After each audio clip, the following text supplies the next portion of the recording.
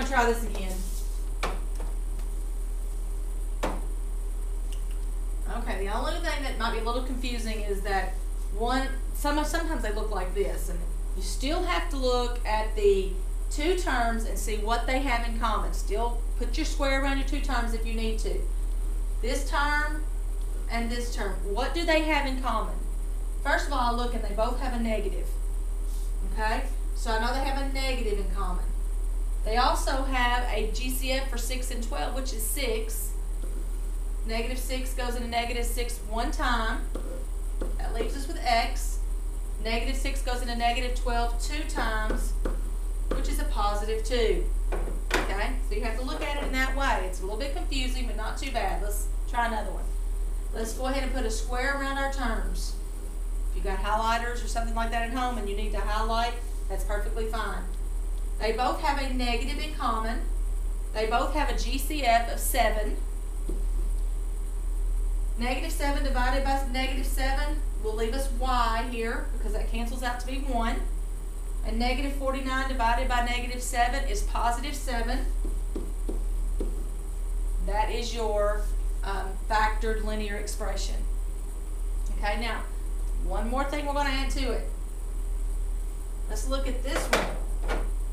Here is one term. Here is my other one. What do they both have in common? They both have a negative.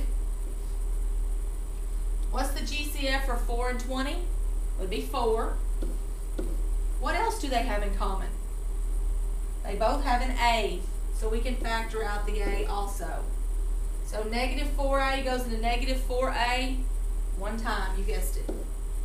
And how many times will negative 4 go into negative 20?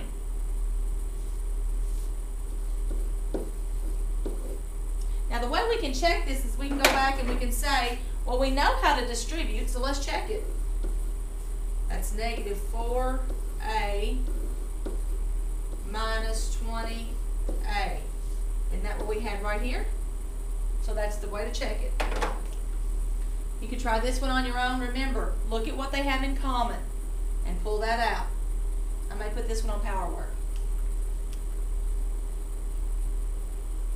Okay, let's evaluate these expressions to see if they're written differently, but they're the same thing. If we put a 2 in here, we get 3 times 2 plus 6, which is 6 plus 6, which is 12. Let's put the 2 in here. 3 times 2 plus 2, which is 3 times 4, which is 12.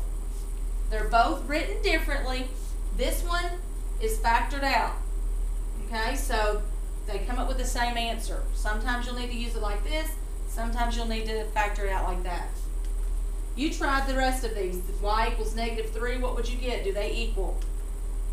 If q equals 4, do these two expressions equal each other?